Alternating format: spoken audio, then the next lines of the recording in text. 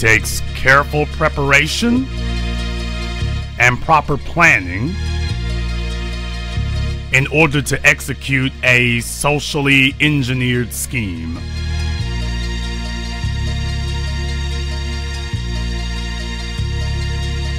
We are, of course, unapologetic, unadulterated, and uncompromising. Greetings, brothers and sisters from around the world, and welcome back to the home, the haven, the stronghold, and the super fortress of intelligent Black thought. This is the BlackChannel.net radio. I am, of course, your host, your brother, your humble servant, the Black Authority. The telephone number is 646-787-1933. 646-787-1933 is your personal access code to the blackest radio program in existence. The only one of its kind on planet Earth today. The sole solitary outpost of intelligent Black thought. And you are, of course, welcome to join us. Few things on my mind tonight here, as always. As always, you know, over the past few days, I've really been talking about what's appropriate and what's not appropriate. And I want to show you the flip side of the coin, is what I want to do for you tonight. I want to show you the flip side of the coin because a lot of ink has been spilled and a lot's been said about, you know, who's doing things right or who's not doing things right or whatever the case might be. But what if you have a situation where somebody's efforts are succeeding? Now, what do you do about that? What do you do about that?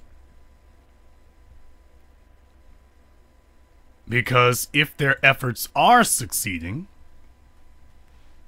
then you need to check it out and see exactly what is it that is potentially coming down the road at you. I put up a couple of posts earlier today, and I want to talk about those. Because you see, in our society, in Black society, there are no standards. Because people have felt so emotionally deficient for so long, we simply allow everybody in, even if that person is a Trojan horse for the very people who are oppressing us. We let them in too. And that type of behavior isn't just inappropriate, it's coonish. It's slavish. And it has no place among thinking Africans. But it's necessary for us to point this out to you, otherwise you won't recognize it when you see it. You see, our opposition, they choose their agents, they choose their avatars. They choose them carefully. And whereas we as Black people are struggling to finally get out of the gate for the first time, these people have been lapping us for centuries now.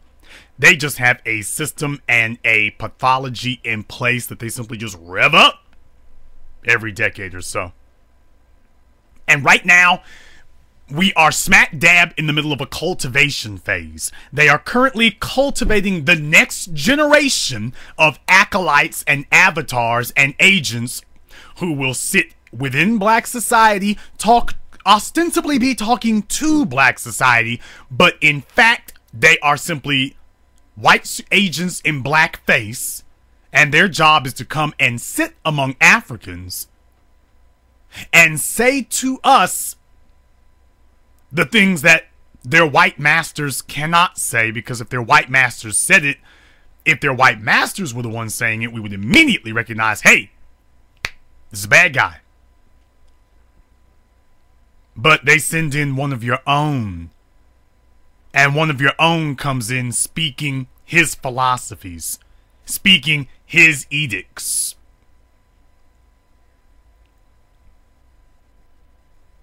Now things are totally different. Because Black people want to accept that. Even when it no longer makes sense, we want to accept it. So now they just already have this system in place. They have this cycle in place for us now. Case in point, today I saw a post from none other than Melissa Harris Perry of MSNBC. And her post says, I'm 4 hours into my female MC playlist. Daryl Money Love, I Am Queen Latifah, Nicki Minaj, MC Light, The Real Eve, all giving me life. So, this woman, a college professor now, let me say it a little bit louder for you, a college university professor who Keith Olbermann went to a lot of effort to secure her a job at MSNBC. Went to a lot of effort to do that. And lo and behold, take a look at what she promotes. Now, does this remind you of anybody? That's the first question I have to ask you. Does this remind you of anyone?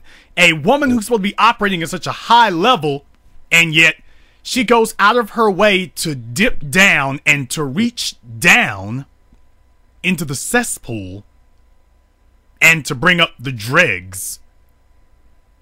Yeah, I remember that. I think the last one, I think her name was Michelle Obama. I think that was the last one.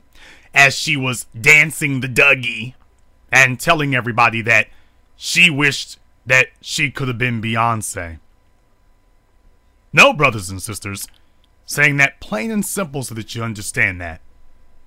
I want you to understand that this is what you're up against. I want you to understand that these are the stakes. They didn't just grab her out of nowhere. They knew what they were doing. They knew what they were doing. They're not guessing their way through this and trying to guess their way through cultivating new agents. They know exactly who they're going after. They know exactly how to brain type them. They know exactly how to personality type them. It's to the point now that they've got it broken down to such a simple science today that they can see the coons and coonettes coming from 10 miles away. Hell, there's a damn line of them. There is a line of black people who are lined up, rip-roaring, ready to go, determined that they are going to, quote, play the game. That's their pathology, is that they will, quote, play the game. Now, I'm going to see if I can grab another story here, because and I want to tie this together for you here properly. I want to see if I can grab another story.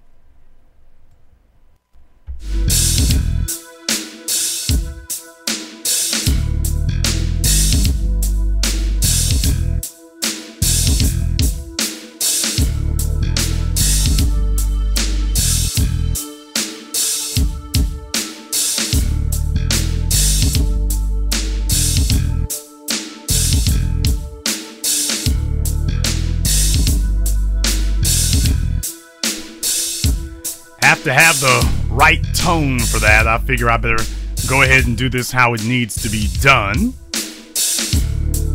It's not after hours, but it's sure gonna feel like it. Now, you have to understand something here, okay?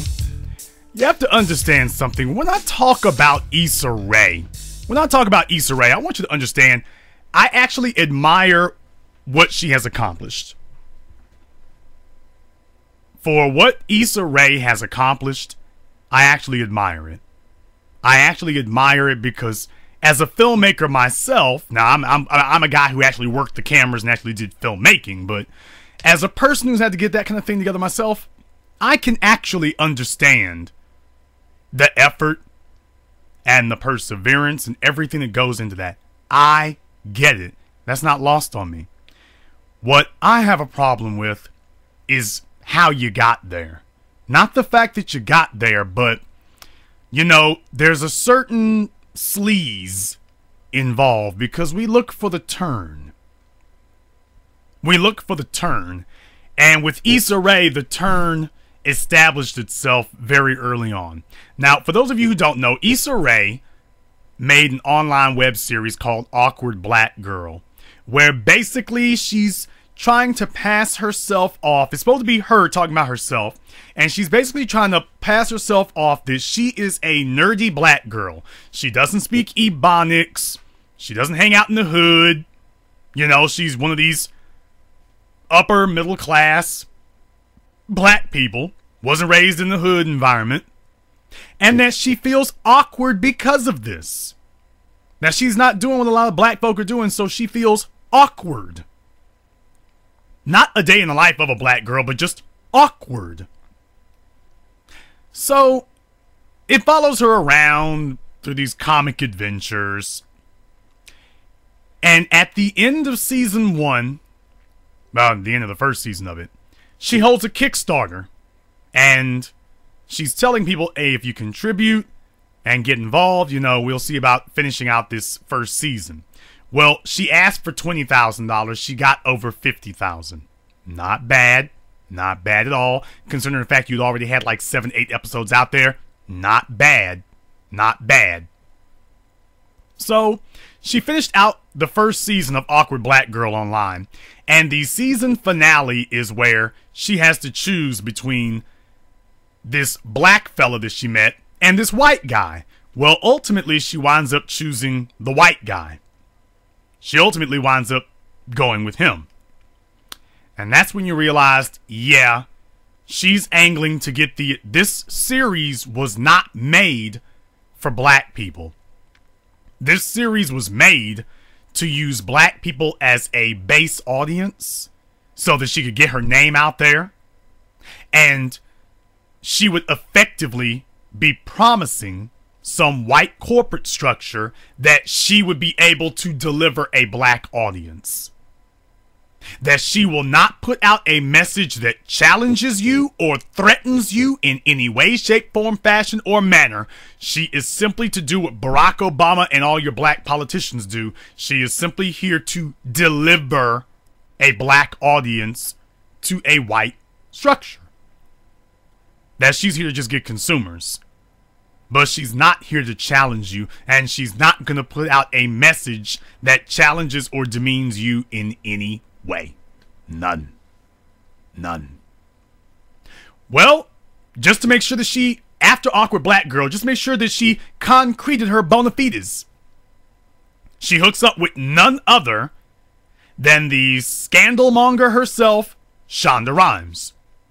So here you got Issa Rae running around with Shonda Rhimes, so you know where this is going.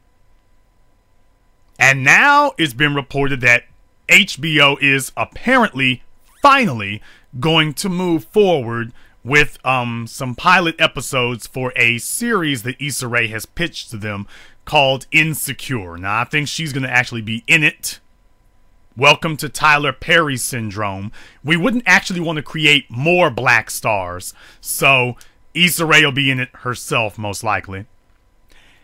And it's called Insecure. Now, I want you to think about that for just a few moments. Think about this.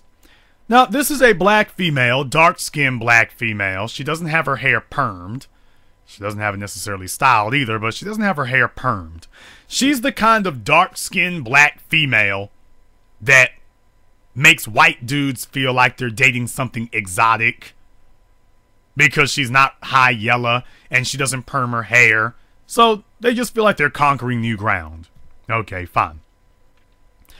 Now, this dark-skinned black female who could make anything she wanted to make. Her first series is titled Awkward Black Girl, and it is about being a black female who's not a hood, ghetto type of individual. Awkward Black Girl. Now she's being given a way bigger budget by a way bigger outfit with a larger audience than she's ever had, and her first foray out the gate is going to be something called Insecure. So in her eyes, black females are awkward, and when they're not just plain awkward, they are insecure. That is her vision of blackness, of black people, of being a black woman. No wonder the oligarchs and the white supremacists in the corporate media structure knock themselves over to get her, because they understand that Tyler Perry is getting long in the tooth and Shonda Rhimes is getting a little too powerful. So now you've got to cultivate the next generation of Sambos and butt dancers. You've got to cultivate the next generation of kowtowers and sycophants. You've got to cultivate that next generation that will bow and scrape and play the game. That's what it's about now.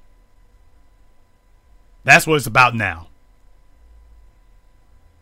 It is all about cultivating the next generation, the ones who will take over. Because you see, you had Bill Cosby, and he played the game for 2 decades. Then you brought in Tyler Perry and Shonda Rhimes, and they've had their run for the last 10 years. Now it's time to remove them and now it's time to start grooming and cultivating the next generation that will take over the non-threatening buck-dancing Negro position from Shonda Rhimes and Tyler Perry. It's time to start cultivating those people now. Because you got Empire on TV, and you got Power and all that other stuff. It's time to start cultivating this next group that you're either hood thugs or you are emotionally damaged. That you are an emotionally damaged people. That's what you are. And that's how we're going to portray you, and that is how we are going to promote you. But we are not going to put you out there like Sex in the City. We're not going to put you out there like Friends. We're not going to put you out there the same way that we do our white acts, that Julia Dreyfus show on HBO. We're not going to put you out there like that. You will have no confidence. You will be the butt of every joke, including your own. It will be demeaning, it will be degrading, and you will thank us for doing so. Now, understand something. Issa Rae's stuff is not hilarious either. But that's not the point. She was not chosen because she's the best and the brightest. She was chosen because she would be the most subservient and the most non-threatening. You see, they clear out the Negroes who are threatening. They clear you out. You don't even get considered. It doesn't matter if you can fill whole stadiums. You are not the type we're looking for. You're not our type. You don't bow enough. You're too threatening. And we are not going to put a bunch of money behind somebody who's going to threaten our power. We will take this half lukewarm funny chick over here and we'll put money into her. We're not putting any money into you, and you're drop dead hilarious. We're not, but the point isn't how funny you are. The point is, do you enhance our power, wealth, and influence, not how funny you are. We will just pass you off as a comedy. We'll give you comedy writers, but we are not gonna let you in. You do not qualify based on talent. You qualify based on how much of our power you enhance.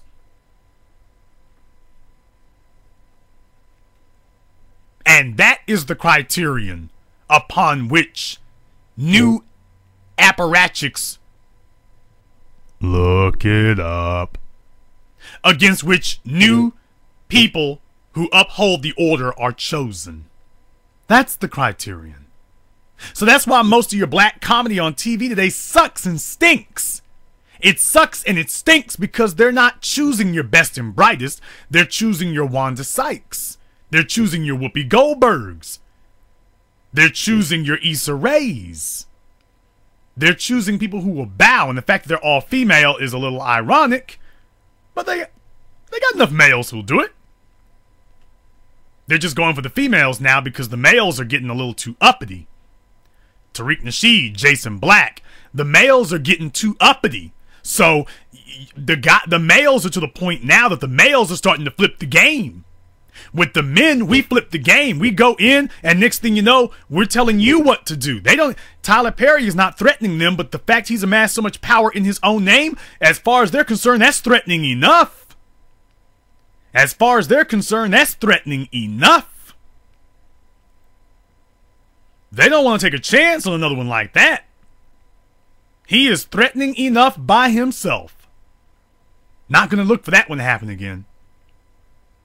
Not going to look for that at all. No, we need somebody who can be knuckled down more than that. And that's what they're getting. And that's what they're gravitating to. And now they are placing their bets. Your children are in diapers, and they are cultivating Issa Rae today so that when your children make it to middle school, Issa Rae will be primed and ready at the pump and putting out the next generation of bilge and garbage to your children who are either little or not even born. That is what they're doing. They are making sure that your children who are babies or not even yet born, that they are already preparing the lay of the land for the next group of individuals who will ingrain and condition and indoctrinate them in coonery, buffoonery, and lampoonery. They're already doing it. And that's why most of you can't get through in that system. They're talking about, is Iggy Azalea concreting the Grammys as not being authentic hip-hop? That's garbage. Rap is black music. And the Grammys disqualified themselves to speak on black music a long time ago. Black people need to be saying it in no uncertain terms, that the Grammys are an anti-black institution. But here's the problem. The problem is that doesn't work. And you know the reason why that doesn't work? That doesn't work because there is not a code. There's not a code. You see, you can't boycott the Grammys. You know why?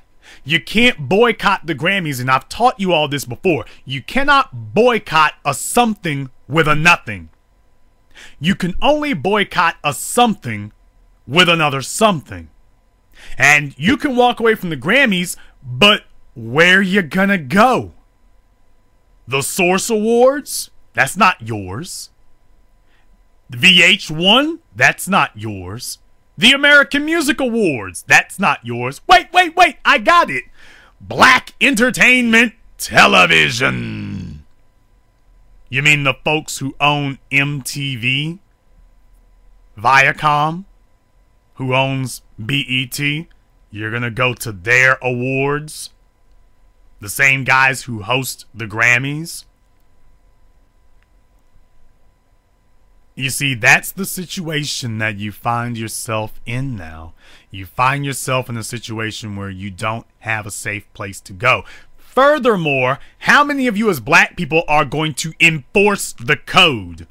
You see, even if you had another place to go, let's just say the BET were still black owned, you would need to enforce the code. You need to have the will to do that. That any black rapper that goes on the Grammys has to be punished.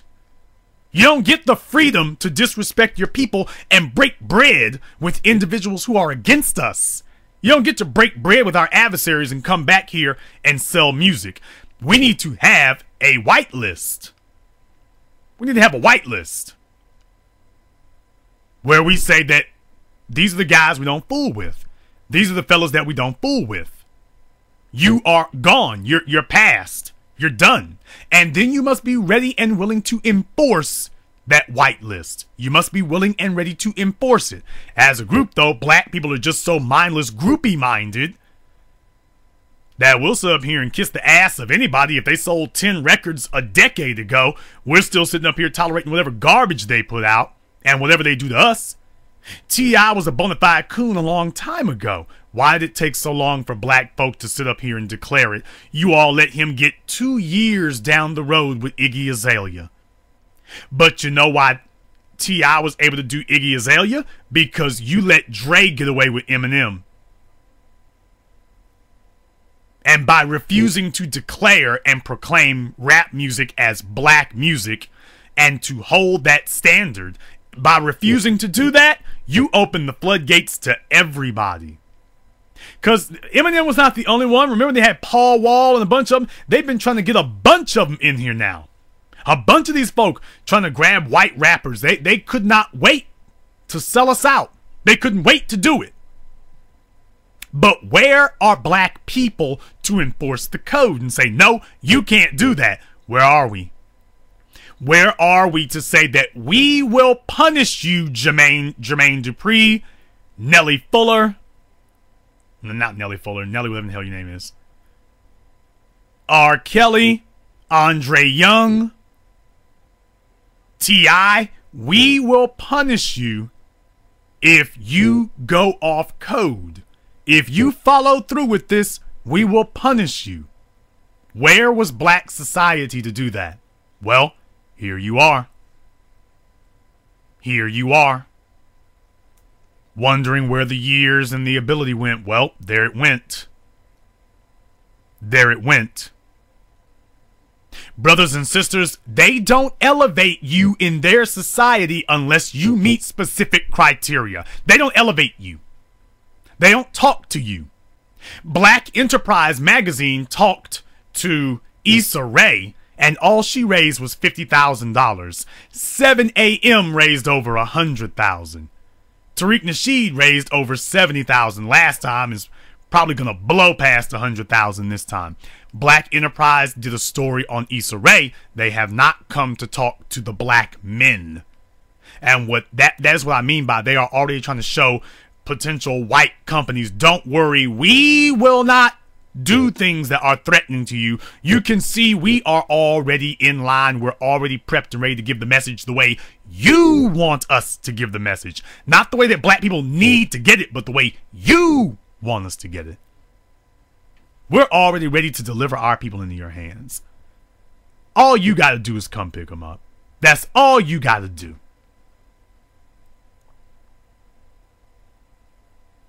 Black people are too easy to whore out.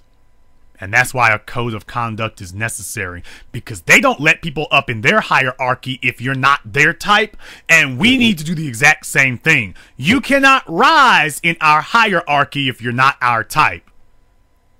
If you're going to have females like that, they'll all be like Kim Kardashian, where when you look at them and whatnot, you keep saying the words black, black. And even though I may disagree with certain things, she's built like a black woman or whatever. We can quibble or argue about that if we want to, but that's what the conversation should be. There should be no ambiguity about it, about what the message is and what she's serving. There should be no ambiguity about that. None.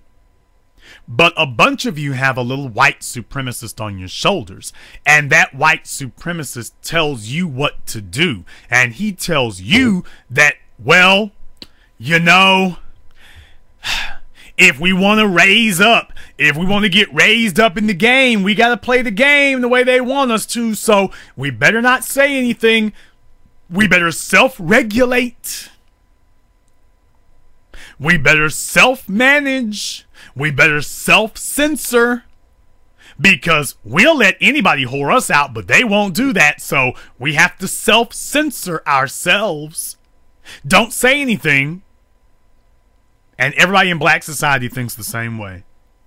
We've been so institutionalized that we behave as if a white supremacist is standing right behind us, even when we're laying in bed by ourselves. So they no longer have to promote their agenda. Most black people have been mentally and emotionally conditioned to promote their agenda for them, to the detriment of ourselves. No, you're not my type. Maybe everybody else doesn't have a code about it, but I do. Caller from 239, you're on live with the Black Channel. Hello, TBA. My name is John from Florida. What's on your mind, brother? Ah, man, listen to this. This is crazy, man. Like, yeah, because I heard about Issa Rae when I watched your, there was a video about how black men are disrespecting, black women with the Queen Princess, about Issa Rae, and then I found another video by Professor Truth, and I'm like, how? This is crazy. She raised that much amount of money in a month, and they were saying they were gunning for her from day one, raise up into the masses, and like they were, he was saying now, like, this is how the black women should do. This is what you need to be focusing on. Focus on this, and you the powers that be. Like, I'm like, wow. Yeah, I mean, that's the message. The message is that if you buck dance and do this, you can get on HBO. So what effect do you think that's going to have in black society now? Are black people, you do something like 7 a.m. or something like Hidden Colors, and you don't get on network TV.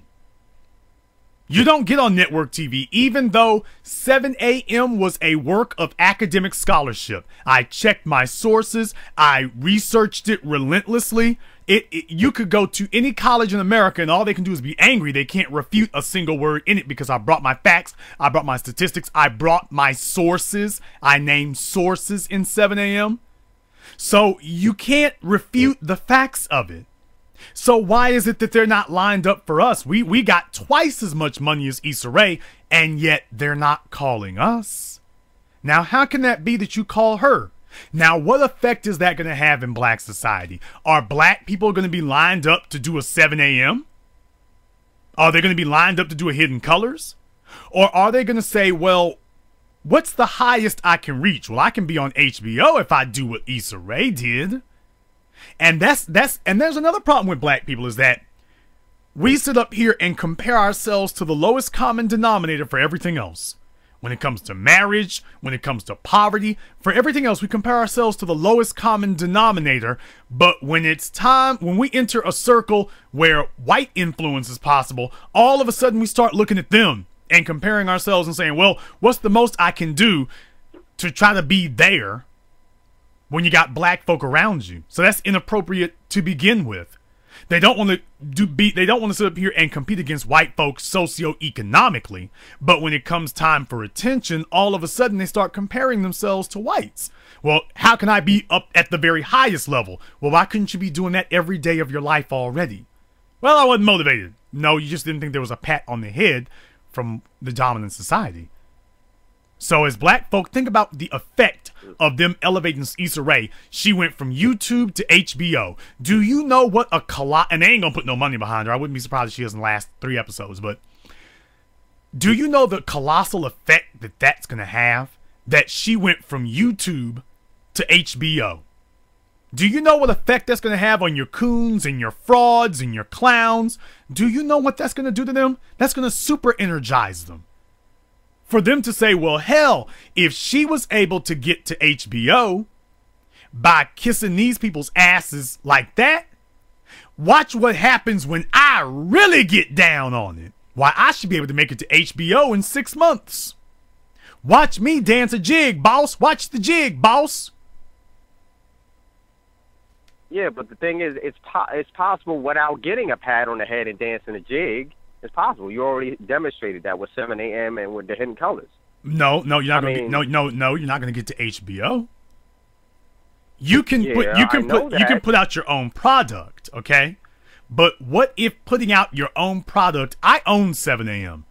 I own all the footage. I own the copyrights. I own that intellectual property. I own 7 a.m. I own it. I'm not sharing it with anyone. I self-made it, self-distributed it, self-everything. I own 7 a.m. Tariq owns 7 a.m. I mean, he owns Hidden Colors. He owns that.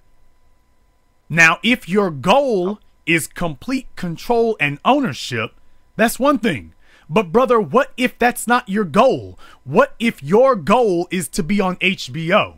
What if your goal is not to be in 25 theaters and to own your rights? What if your goal is to be on HBO? Then what? Well, then you're doing the same thing. You're dancing a jig. You're doing their job for them. That's what you're doing. You're complying. You already know this is what I'm going to do. I'm going to be under their establishment. I'm going to dance a jig. I'm going to, I'm do a sambo. I'm going to get pats on the head. And that's it. I mentally already put myself in a position of self-servitude already. I know this is what I'm going to do. I'm going to write down what I'm going to do, my business plan, all that. And I already know before I walk out this door, I'm going to be self-serving. That's it. But that only matters if that's your goal. If your goal is empowerment, you do it like Tyler Perry, you do it like Tariq, you do it like me. If that's your goal. But if your goal is to go from YouTube to cable television in a year or 2 years, now that's going to be totally different. You know, she didn't sell any DVDs. She didn't do any theaters. We were not her audience. She simply wanted to prove to HBO that she could deliver a black audience. And now that she's shown that she has the ability to do it, now that they know that she's a safe Negro and she's not going to challenge them, they're just going to give her another vehicle to perpetuate the exact same thing she was already doing. They're just going to put rocket boosters on it now. But it's not going to be any different from what she was doing before. They just want you to do that dance a jig thing again. They don't want you to do something different. They want you to dance that jig like you did before. We're just going to give you a bigger stage to do it on. And this is going to encourage every clown, fraud, faker, coon, idiot, buffoon, Sambo out there to sit up here and say, hey, I'm going to really dance really double time. I'm going to do triple time. Watch me sit up here and degrade and demean myself and my people 3 times as bad as she ever could have done. 3 times as bad. But then Viola Davis, I mean, because you had put out a broadcast, and you know how she got her own sitcom. I forgot the title of it, but you had said something about that. I don't think she has a sitcom. I think she has a show. I think Viola Davis has a show, How to Get Away with Murder. Yeah, How to Get Away with Murder. Yeah, and you had put up a post. I forgot the name of it, but she was talking like, you know, they were, when I was under their establishment, they made me do things that were degrading and all this other stuff. And you had talked about it in your broadcast. But think about the precedent that sets. I mean, just think about the precedent that set. We keep teaching our children that if you play the game, that the problem isn't that there shouldn't be a game to play. That's not what we teach our children. We don't teach our children that there shouldn't be any games getting played, that we're too old for games. We teach our children that the only reason these other people lost is because they didn't know how to play the game good enough. So if you just play the game good enough, then you can succeed too. And that's wrong. We shouldn't be doing that. Yeah, but that's what it comes down to, is ownership, though. That's what the whole message of 7 a.m. Well, not the whole message, but you got to own stuff, own, control, and pass down. It's possible. You already showed that and showed it to Tariq Nasheed. We're just thinking like, okay, if I do it the way Jason Black does it and Tariq Nasheed does it, then I won't get any recognition. I want a pat on the head. I want what Jason Black did and Tariq Nasheed did, and get on HBO that way. I want that validation. Like that. I want that validation. Yeah. I want to be able to walk in a room full of white television executives and get them to smile at me the way that they do at Amy Pascal and Sarah Jessica Parker. Now, brother, as black people, I can do anything for you, okay? I can do anything for you. I can give you hundreds of millions of dollars. I can give you hundreds of millions of dollars of publishing, advertising, promotion, distribution, T-shirts. I can give you everything, but there's one thing I cannot. I can be all those things for you, but there's something I can never be. I can never be a room full of white executives. If you want that, there's only one place you're going to get it. If your goal is to be patted on the head by a group of white executives, then that means that the opinions of black people simply do not matter to you. And that this has nothing to do with money. That there's no amount of money that makes up for the validation of those men. None. So what that means is that we simply don't have the ability to compete for the attention of someone like her. Because her goal is not power, wealth, and influence. Her goal is validation. And whatever crumbs they flick off the table. Well, let's be very, very clear, though.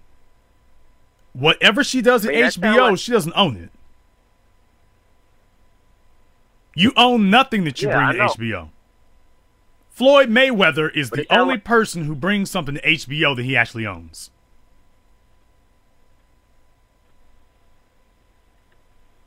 Okay.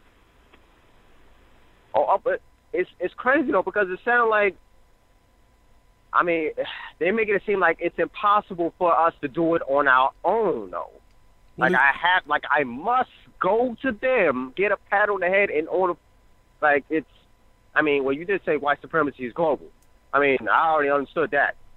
But it's possible to do it on your own, just own your own stuff. Like, you get recognition, you already got recognition. Yeah, but what if 7 a.m. But what if the recognition of black people is meaningless and worthless to you? What if the only recognition that you recognize and accept is from whites? Then what? Okay, well, then if that's the case, then you're going to, like I said, you're going to be subservient. You're going to just bow, dance a jig, just sambo. You're out on your own. You're for your own. Like when you said about the broadcast with the black and brown, black, Asian coalition, when you had said that, when you said all they wanted was sexual conquest from a non-black female, they were only in for it for themselves.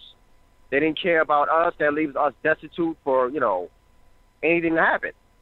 And it's all about them. So that's what's happening now. It's all about her. Validation, that's what I'm getting. It's about me. Damn the rest of you. I don't know y'all. And this is why we need a code. This is why we need a code, because we have to be able to punish people when they do that. When you sit up here and act a fool with us like that, we need to be able to punish you for doing that, because other folk punish people who do that. Heidi Klum. We gotta establish. Heidi Klum is on permanent lifetime punishment. That woman is never going to recover from her marriage to Seal. Never. Never. Ellen Nordegren is on lifetime punishment. She's never going to recover from her relationship with Tiger Woods. Tyne Daly, remember her from Cagney and Lacey, lifetime punishment. You don't get to do that. You do not get to sit up here and do something like that. And Tyne Daly basically kept her husband under a damn sheet. She basically kept him under a carpet. You don't get to do that. Robert De Niro did the same thing with his wife. She's basically, you know, been under a lampshade for 20-some years. You don't get to do that. Kim Kardashian is on lifetime punishment. Why they keep giving her so much attention? Because the more attention we give you, when we finally pull the rug out from under you, the more spectacular your fall will be. That's the reason that they do it. To create a spectacle of you. So that when they finally do yank the rug out from under you, the fall is so tremendous you don't recover. Heidi Klum is not going to recover from that. Because her people are going to enforce the code. She broke the code and she knows what it is. That code is a one-way trip. That's how we got to establish it. It's a one-way trip. But the only way we can do that is we have to build power, wealth, and influence. We have to get our own economic together. Then we can start punishing people. Well, we can't. It's like we're helpless. Like you said, we're helpless. We can't destitute. We can't punish nobody without our own power, our own infrastructure. And that means all you can do is all you can do in that situation is sit there and tolerate their insults. As they say in Japanese culture, we black folk lose face every day, as they say in Japanese culture. We lose face every day, and all we can do is sit there and tolerate it, because even at a basic level, we are refusing to enforce a code even amongst our own people. This isn't power over corporations anymore. This is about what do we do as a society, as a people. And with everybody hedging their bets and waiting for their opportunity to sell out, how do you make progress like that? You won't make progress. You don't make progress at all. You just conform what they want you to do. You're already doing that. You ain't going to make no progress. If you instantly just jump in and go, okay, I'll play the jig out there, I won't say nothing, and that means you already complied. You already knew what the deal was. Like I said, before you walked out of your door, you already knew what was going to happen. You already knew it. And they know you know it. As soon as you go meet up with them, they're already going, yeah, yes, sir, yes, sir, yes, sir, and that's it. Okay, and then they're going to wait you walk out the room. Once you walk out the room, okay, yeah, we got another one. That's it.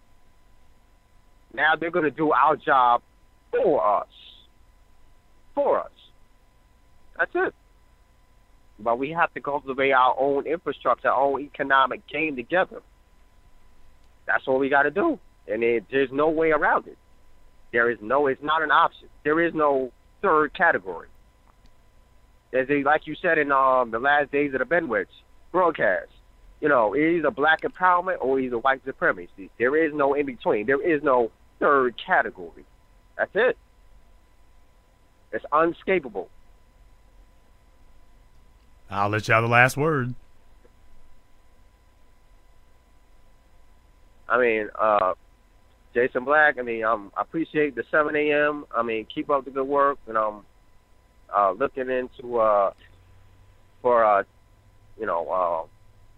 donating for Tariq Nasheed, and let's just keep this going. And we have to enforce a code. That's what we need to do, and cultivate our own power, wealth, and influence. And also, like you said in your broadcast, put other people into it and build them. So when the dogs come for us, we're protected. Oh, Black first, brother. Black first, thank you very much for joining us here tonight.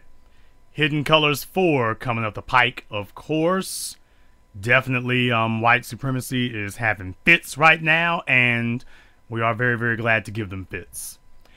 Caller from 323, you're on live with the Black Channel. 323 area code. That is Los Angeles, California, California, California. Caller from 323, I hear you on the line. Why are you playing on my phone?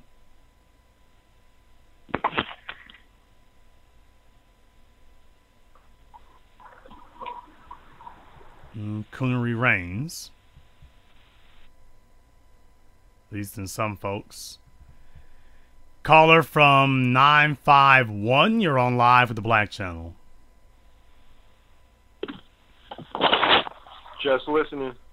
Okay, there's a button directly to the left of the number 2. It kind of looks like a board or a line or something like that. I forget what they call it. What they used to call those things. Oh yeah, number 1. Forgot about that. Number 1. Caller from 404, you're on live with the Black Channel. Hello. Hello. Hi, Jason. This is Simone. Oh boy. I did not press the 1, but how are you? You didn't press 1, and you are having trouble with your Comcast cable phone. No, actually, I was on my headset. Is that better? I'm not sure. We'll find out in a moment. What was your name? This is Simone. Hello, Simone. From Atlanta. Hello, Simone from Atlanta. How are you? We are not typing people tonight. I understand. I'm listening, and I did hear you speaking about the Issa Rae, and it's not surprising to me at all. That came so easily to do that. We have so many folk in our society who are chomping at the bit for their chance to go out on stage and audition, that they literally do not care what they have to do. There's just so many of them lined up. And that wouldn't be so bad if we had a punishment mechanism, but the problem is we don't. We don't have a way to punish that. Right. So we just have to get up every day and keep being humiliated because we don't actually have the means to punish people when they do things like that. And we should, because it's a shame. We have to sit here and watch the atmosphere be polluted by that over and over again. We have to keep watching the atmosphere be polluted. The message keeps getting polluted and watered down and interrupted. There's interference, on the line every time we try to do it because we've got so many of them out there now who just would bust you and me in the head to get their chance. They would bust us in the head to get their chance. That's definitely true. Definitely true. And I agree, there should be some standards or code of conduct that everyone should be able to follow. So when they get to that point or that level, that they know what lines not to cross, and they know what is expected of them when they reach that point of the media when they can speak of us, of our people, and what we're about and what we bring, and just represent our culture to the fullest. But we don't have that at all, and they quit to sell out, as you said. So when that time comes, there should be some type of punishment so that it can speak for the next people that come up in that and that are able to get to that level or get to that point of so-called success, so that they can change. It needs a change. We need a change. We need an outlet. We need our own media. So we won't even have to worry about this type of behavior. Well, I mean, having our own media is nice, but our people need a code of conduct more than anything else. You know, we have to start checking people about that, because the media would not be a problem. They wouldn't be able to get no black folk to show up for it, and certainly not to respond for it, except for the fact that we don't have a code of conduct. I've always congratulated Issa Rae on her success for what she's done, but I'm not going to co-sign the way that she did it. I'm not going to sign off on that. And I'm not going to compromise it either. And as black folk, we do too much of that. We do too much compromising and too much co-signing of stuff that is obvious coonery. We keep doing that, and all that really does is make the next coon feel more comfortable with doing even more. Exactly. It's the year 2015, and this is what passes for, you know, this is what passes for black expression in society today. And all of our enemies know that we're so easy to buy. I want to give you an example to think about here, Simone. I was just speaking. Oh, go ahead, Simone. I was just saying that I was just speaking to my husband today about this exact situation, that there's no channel, there's nothing that, or no show that we can turn on to watch with our children, and it's no type of coonery or just upsetting if they see a black face. And I told him about the Tariq Nasheed show, when he expressed that little black kids their self-esteem is shot because of what they see on TV, versus the white kids' self-esteem, they're uplifted because of what they see on TV. Yes. And it's sad, because my children can't watch TV.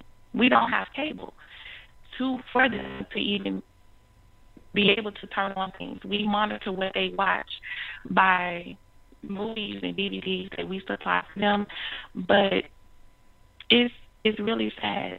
It really is.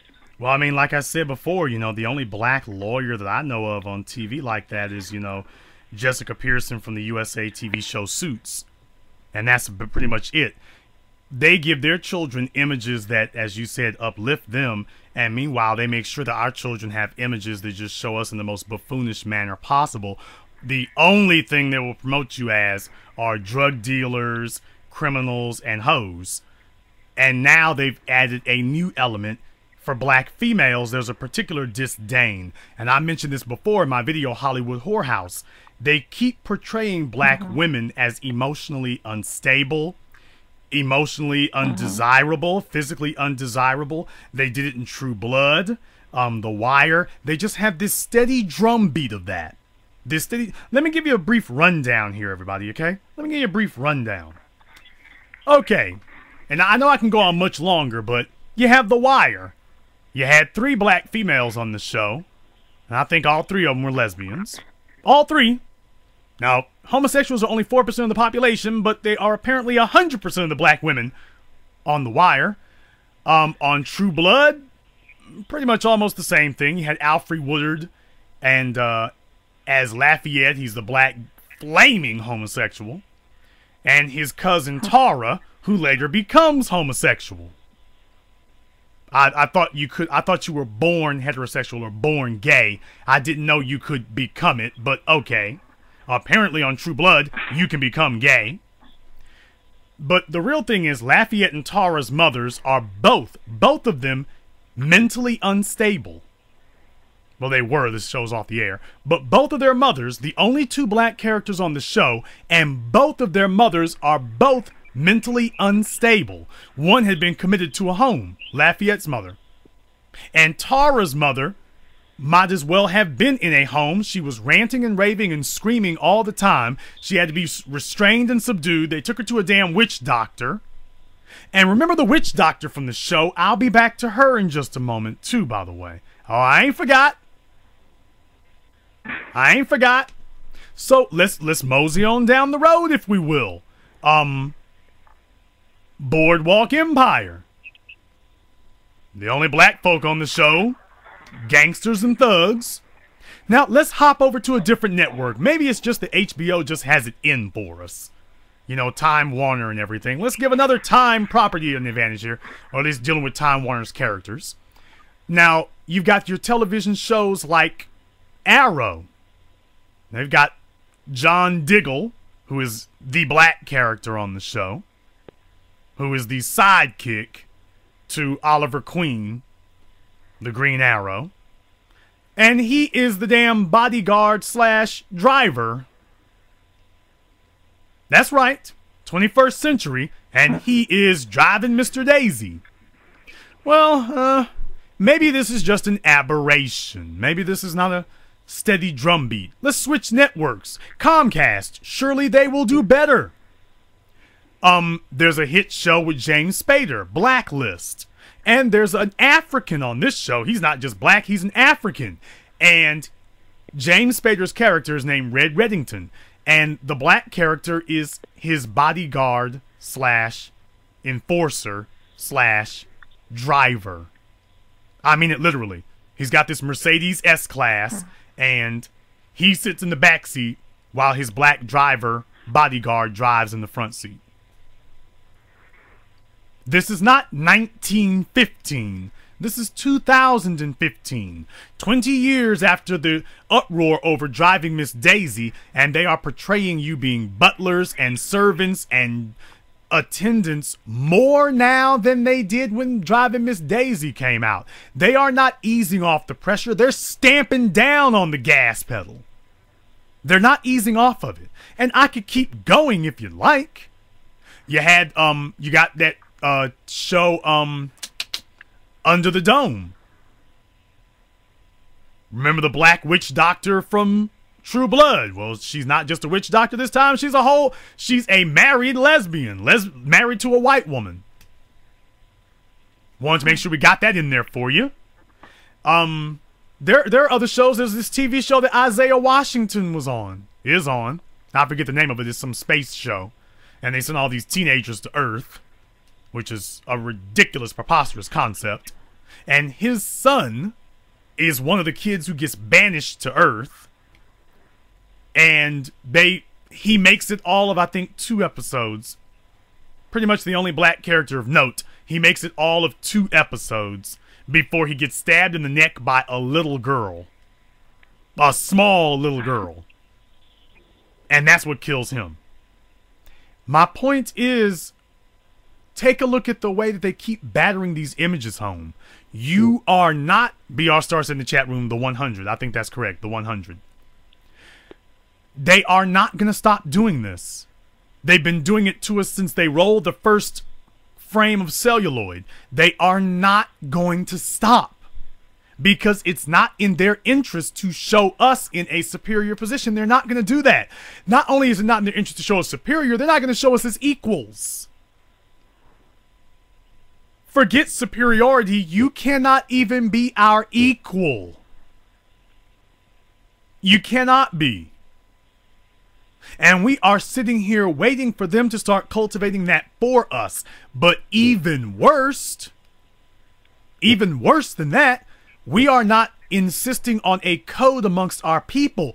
It should be impossible for a black person to walk into a movie theater and see some garbage like that and not be taken to task by their people. You should be the biggest coon. You shouldn't be able to get a black girlfriend. If you like their stuff on Facebook or whatever, you shouldn't have any black folk fooling with you whatsoever. You should be a pariah. We should be enforcing that.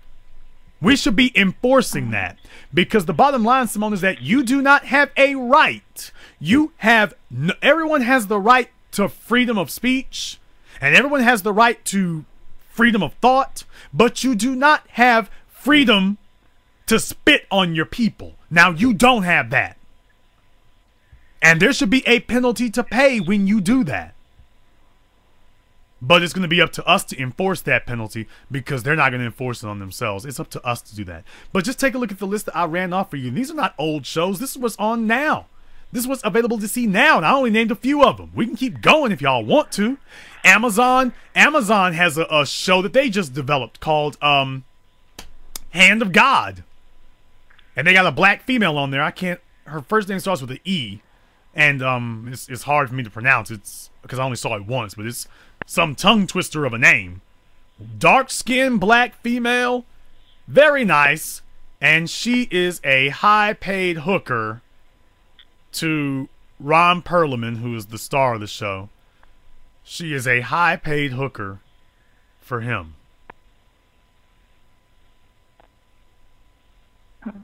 This is not going to stop. It's not going to quit. They're not going to slow down. They're not going to ease back. Amazon and Netflix represent new investment in entertainment. Take a look at Orange is the New Black. Take a look at how we're portrayed on there. They're not going to stop. It is ingrained in the culture. It's not this company or that company or this corporation or that corporation. It is ingrained in the culture.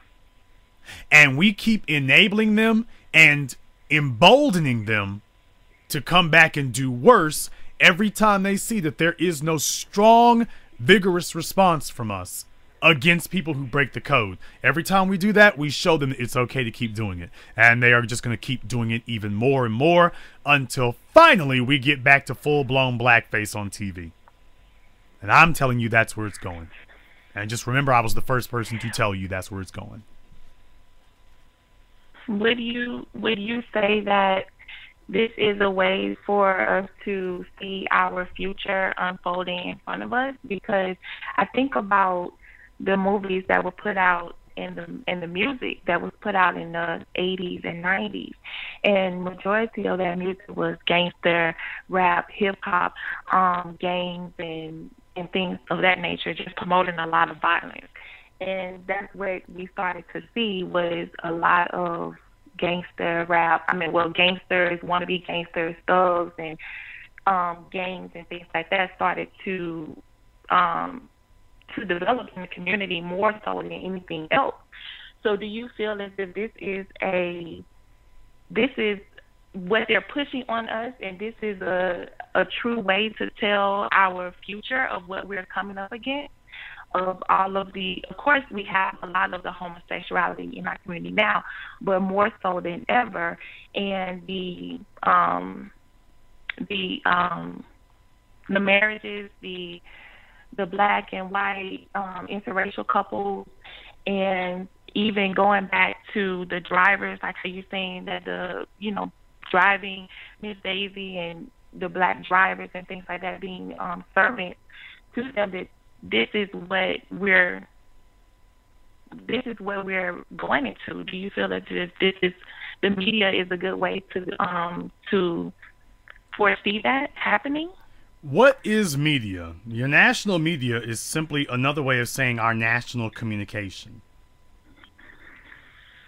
Media just simply means a method or a medium. That's why they call it media. A medium of communication. That's all. That's all it means.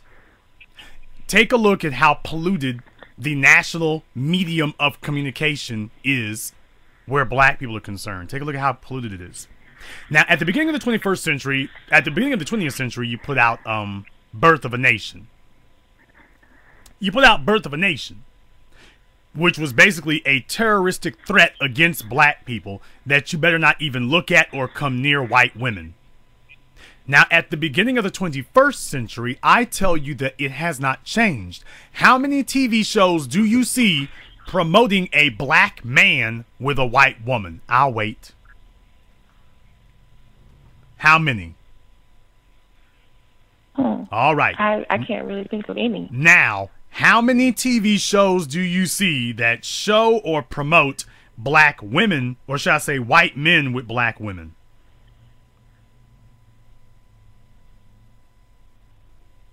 Well, the one that's out now, How to Get Away with Murder. I mean, you got, well, How to Get Away with Murder was made. I mean, there's Scandal. I haven't seen How to Get Away with Murder. But Scandal, you had Scandal. black females as sex objects, even on shows like Sons of Anarchy. Now, I just explained to you, talk about Ron Perlman. He's gone from one dubious project where black women are concerned to another. You know, you got that going on. You got, you know, we can keep going down the list. We can keep going down the list. They have no problem promoting white men having sexual access to black women. They will put money behind that. They are not going to promote black men having sexual access to white women. They're not going to do that. They're not going to do that. Well, what about the Kim Kardashian and what does she have? Kanye West and okay, that's a good question. The reality show. That's a very, very good question. Your reality shows are freak shows. Aaron Hall had a reality show. I'm not saying he's a freak show. What I'm saying is that that's not really saying a whole lot. R&B divas, the reason why they have reality shows is because they're so cheap to put together. It doesn't cost the networks much of anything. They just send out a cameraman and follow you around. And that's all. Mm-hmm. But reality shows are a dime a dozen. And furthermore, tell me, what power does Kim Kardashian have in white society? Tell me the influence that Kim Kardashian has. Show me all of the white women who are dressing up like Kim Kardashian. I'll wait. Show me all the white women who take their style cues from her. I'll wait for that. Because you see, you're right. They would be trying to appeal to white men. And white men are offended by Kim Kardashian. You don't see white men talking about how sexy she is. White men only comment on posts about her to let you know how offended they are. She has no power in white society. She has none. She wanted to make a name for herself and get out from under her daddy's umbrella, and she did that. But the method in which she did it was a one-way trip. She will never recover from what she did. She will never recover from what she's done. As far as they're concerned, that was like Jane Fonda. When Jane Fonda did the Hanoi Jane thing, supporting the Viet Cong. That's a one-way trip. That's a one-way trip. So Kim Kardashian has no power among white people. She's got no influence. She's got none. She's got no clout. That's why she got on. Kim Kardashian knows how to get on TV. And as black people, we tend, because we are a people who are addicted to attention, because we are emotionally have an inferiority complex, we mistake being on TV as an accomplishment. Being on television is not an accomplishment. It's not an achievement. Kim Kardashian knows how to get on TV. Beyond that, Kim Kardashian has not produced anything for herself. Or should I say, she has not gained any widespread acceptance. And what does she get on TV for? She's gotten on TV so people can say, look how crazy she is. Look how crazy her life is. So yeah, she's cashing in, but at the end of this, there's no respect at the end of this. There's no respect at it. So she's willing to cash in. She might as well go ahead and cash it all in now, because it's already gone. So she's just striking while somebody is still halfway interested in seeing her on TV. But baby, she's a done deal. It's over. It's over. It's been over. Long time ago. And as black people, we mistake publicity for power. Black people think that publicity equals power, that I must be powerful if I've got publicity. And we couldn't be more wrong.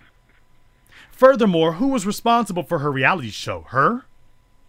Was she the one responsible for getting on TV? No. That network was the one that wanted it on TV.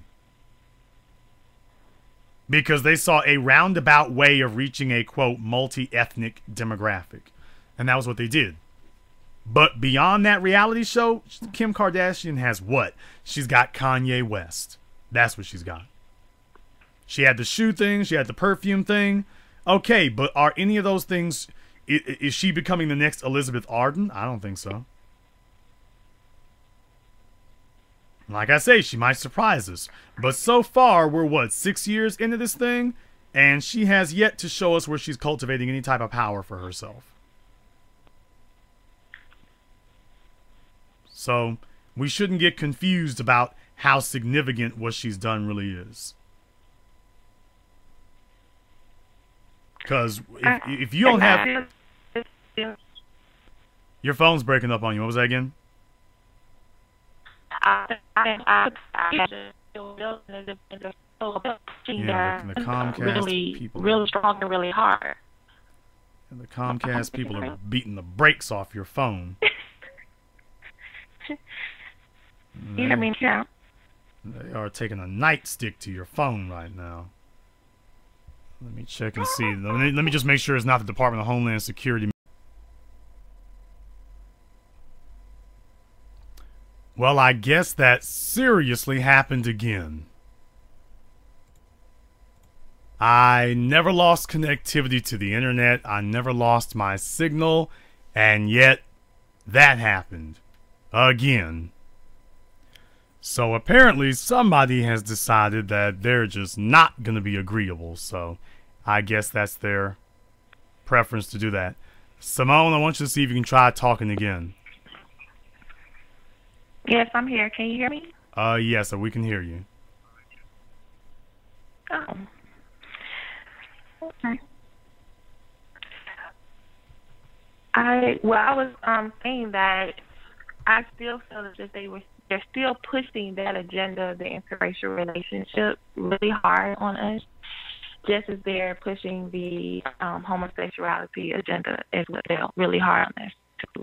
I don't watch TV, all those shows that you were speaking about. I really don't know too much about them, but I see it all over, even in ads, looking in magazines or wherever. It's everywhere, and it's heavy. I mean, well, it hasn't changed. They're just not promoting it like white supremacy, no. But, I mean, what they are doing is they are making it very clear that they are going to keep doing this. They're not going to let up about it. Not now, not ever. They understand the power of repetition. They want a steady drumbeat. And they intend for this to be a steady, sustained drumbeat. And they're just going to keep doing that. But that's their goal, is to have this very steady, very sustained drumbeat on us. And they're not going to quit. They're not going to quit. So we as black people have to start having a different standard and enforcing it for ourselves. But this idea that there can be some black folk who are with us and other black folk, well, if they want to be against us, well, that's just them. That's not going to work. You can't get a pass anymore for doing that. We can't allow a pass anymore for sitting here and saying, okay, you are just openly against black society. We can't allow that. We've already let it go on too damn long as it is now. We've already let it go on too long.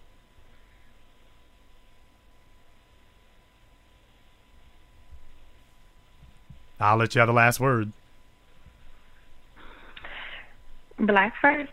That's all I have to say. Black first, sister, thank you very much for joining us here. Go ahead and see if we can take another couple of phone calls, because I have to make up for last night. Caller from 314, you're on live with the Black Channel.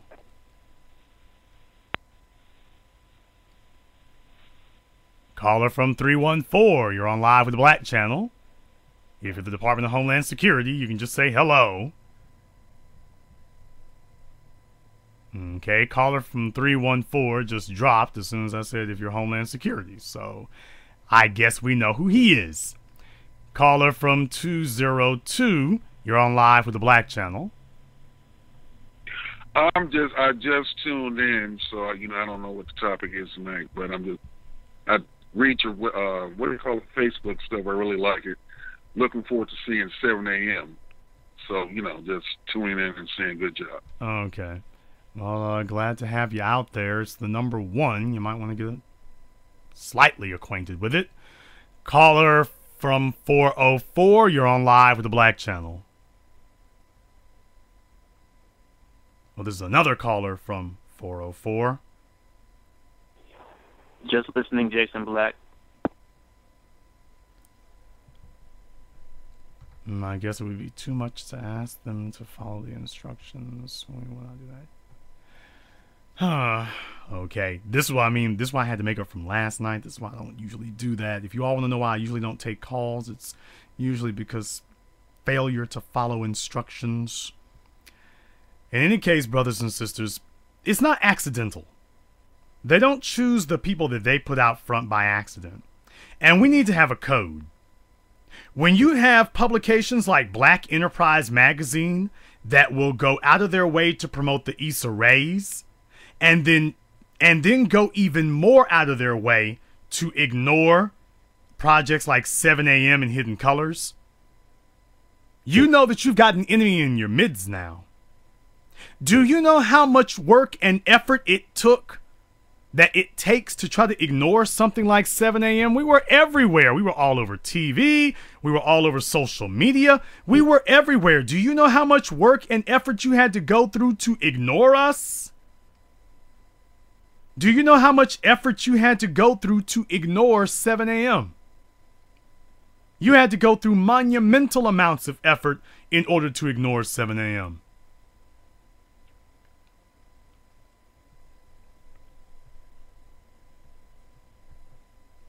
The only way that you're going to ignore 7 a.m. is if you are just not interested in seeing. But you can't say it's because you didn't hear about it. You can't say that you didn't know what was going on. You can't say that you didn't have an idea what was happening. You knew what was going on.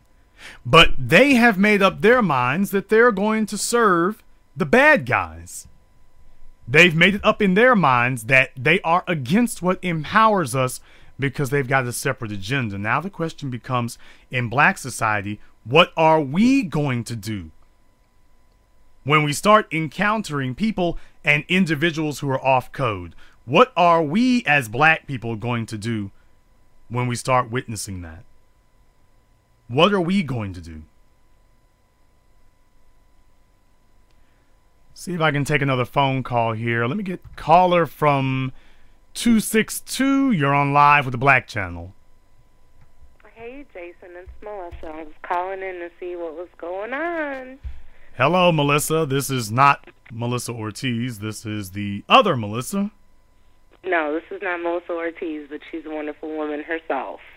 Sometimes don't make her head swell. In any case, thank you very much for calling here tonight. I'm glad you called in because I actually wanted to talk to you. You had put up a post on Facebook today, and it kind of dovetails with what we've been talking about here tonight. You put up a post on Facebook today, and if you could, because I believe people should hear it directly from people, would you mind telling everybody exactly what it was you were discussing? Sure. I was discussing being a plus-size woman and being married to a man, a professional man, and a man that has something in life, and how I live in fear pretty much every day of the possibility of being left. And I think that a lot of women think that, their personalities or whatever will have a man mentally locked, but that's just not how men are hardwired. And we really need to, as women, we really need to take into consideration that our bodies are our husband's temples as well, and it's something that we use to honor our husbands. And I do agree that I don't know too many large women that are married to men that have anything in life. We're just not the type of women that men want to carry on their arms, you know. We're just not. And, I mean, I'm very grateful for my husband and that he was open-minded, I guess. But one of the things that he definitely said was I had to get my weight under control. But he was willing to work with me. And I don't know if a lot of men are willing to work with their women, but he was willing to shape and mold me into what he wanted me to be because I ultimately, as his wife, represent him. Sometimes we go to business dinners and parties or whatnot, and, you know, I'm embarrassed for my husband because I am not what other people are expecting him to bring on his arm. And sometimes I'm afraid that he's going to lose respect from, you know, his colleagues. And sometimes I think they're going to have bad opinions about him, like if he's into some sexual deviant behavior because he's got a plus-size wife on his arm, or if maybe they think that I'm thirsty, you know, and that I'll do anything. And that's why I'm the one that got the ring, because I'll do anything to be with this man, you know. But so I just wanted to touch base on that and let, you know, women know, like, don't be in denial about it. And if you don't have a man, you know, it's probably because you are too big. Well, straight up. You know, it's and I'm very glad that you were willing to talk about that and to speak on, you know, exactly what that is as far as that's concerned. I'm very glad that you were willing to speak on that, because it's one of the greatest fallacies that we have is that your condition, your situation, I shouldn't say condition, but that your situation is rare. Because it's not rare. It's not rare at all. 80% of black women are overweight / obese. And I'm glad, you know, because this is the kind of conversation that needs to happen, because we've been so accepting of things. I started off the broadcast talking about how we're so accepting of too many things, including when they get detrimental. And then it starts becoming silly. Some of the stuff that we're accepting of, it just starts becoming silly. And like in your case, now, if you would, because like I say, I'm not going to put it out there if you don't want it out there and everything. Can you, because you told everybody that your husband's a professional man, but you were saying before what it was that, can you tell us what he used to do and what he does now? Sure. When I met him, he was driving for FedEx. Okay. And so he wasn't born in some upper middle class family and with silver spoons or anything like that. Well, he did. He was. He had some money. He had an inheritance. His parents, his mother and his father and his brother were killed. They were ran over by a semi-truck, and he got his part of the inheritance, and he got his brother's part of the inheritance. But with his brother's part of the inheritance, he takes care of his brother's widow, and so. But even with that, Jason, it's like my husband has two wives, you know, because he takes care of this household, but he also takes care of, you know, another household. But, you know, regardless, Jason, the bottom line is even for a woman, I think personally that men who like women who are excessively large, I think that's disgusting. I mean, seriously, what about the reshaping of human anatomy to an unfamiliar species is attractive? Like, there is no nomenclature for some of the way these women look. Well, I mean, you got boobs on your backs. What is it that makes, you know, men want to sleep with dogs, you know, or children? I don't get it. I don't get it. But what you described there, I mean, you know, going from a FedEx driver, and what does he do now? He's a tax attorney. Okay, so now he's an attorney. And, I mean, like I say, I mean, this is the kind of fella that most women are saying that they want. You know, he's not a slouch. He's not sitting around. He's elevated himself, you know. He's got ambitions. He's a self-starter. He's got his own thing together. And, you know, it's one of those situations where usually the argument is, well, y'all get y'all's finances together and then you want to go chase a white woman. And this guy is showing that that's not the case, but what they're really articulating when they say things like that is fear. And their fear is that at some point he's going to leave me. And when a person is insecure, I can help myself with my insecurities. I can't help you with yours. You know, I can help cure my insecurities. I can't cure yours. And if you're dealing with somebody who just is coming to the table with a load of insecurities about themselves, how do you help them get rid of their own? But yet somebody like him would be blamed for desiring something that obviously hasn't even been on the menu. But take a look at, what I can say is the other side of it is take a look at what happened when he didn't do it. You know, and I really want a situation where we can make it where, you know, where we stop having the expectation. The bottom line is that black males have developed a reputation for winning at certain things. You know, being macho and all this stuff. Okay, that's great, I guess, and wonderful to a certain extent. But along with that, though, I just don't want a situation where one half of the society is seen as winners and the other half is just automatically just assumed are losers. And that's the thing I don't want to see. I don't want it to be like, you know, okay, well, if you're a black male who actually, you know, if you're a black male who gets his stuff together, these are your pickings over here. Right. You know, and that's the kind of thing that I don't want to see happening, because it makes a situation where, you know, when we meet certain types of individuals out there who already have their own prejudices and problems, you know, self-hating and everything, it makes it where it's very difficult to argue. And I'm not talking about arguing with them. It becomes very difficult to argue with spectators, the next generation, whatever. It becomes very hard to argue with them.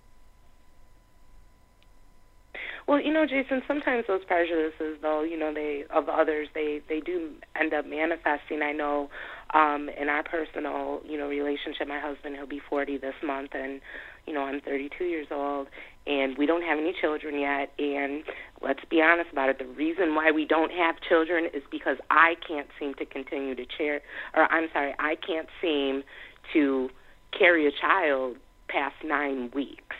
And this has to do with my weight. My doctors have told me, other people have told me, I've, you know, researched it myself. So even though it might have not have been a problem for him when we first married, it's now become a problem for him, because it looks like we're going to be, you know, senior citizens raising teenagers if I can carry. I can conceive, but the point is, I just think that a lot of women, they bypass their weight. They say, well, you know, my husband should love me through it, and marriage is long suffering. But you know what, Jason? Sometimes love has suffered long enough, and it's time to do something about it. Question: what is love?